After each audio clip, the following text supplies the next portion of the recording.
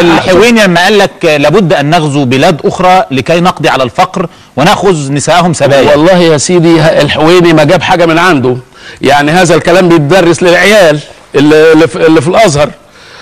بس الكلام ده لما يبقى زمان عند نشر الاسلام، هو ده بقى اللي بيدرسوه للعيال دلوقتي. نشر الاسلام ما هو لما ماشي، انما النهارده لما بيدرسوه لهم الكلام ده دماغهم ما بتستحملش الحضاره، فبيقعدوا يتكلموا معانا بحكم الاموات بتوع زمان اللي من سنه 1000 سنه فاتت، ويقهرونا والا ما نبقاش مسلمين. زي ما قال لي دلوقتي طالما انا مش سني ابقى كافر، مع ان انا لا سني ولا شيء ولا اي حاجه. وانا قلت له ليه انا مش سني ولا شيء؟ ربنا سبحانه وتعالى قال انه ربنا لا يامرنا بانه الا ان احنا نكون ربانيين نعبد الله واحد بس.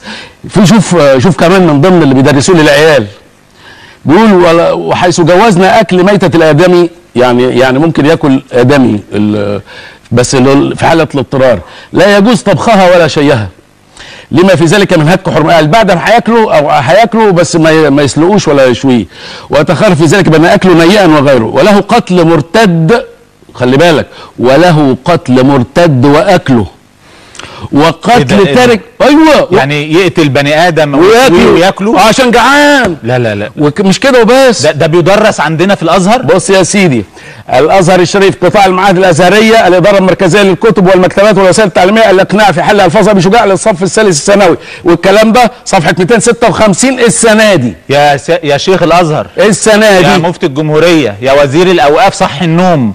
الكتاب اللي بيدرس لطلبه ثانويه عامه فيه كلام انه تارك الصلاه يتم شيه واكله.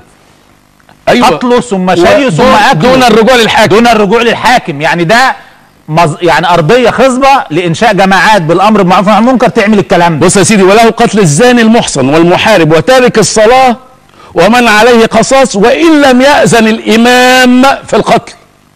خلي بالك، يعني دول بيسمحوا للناس انها تقتل الناس. يا نهار اسود منيل يا شيخ الازهر. ده دي المناهج. حد من مشايخ الازهر قول لي وسطيه، الوسطيه يكتبوها لي في كتاب.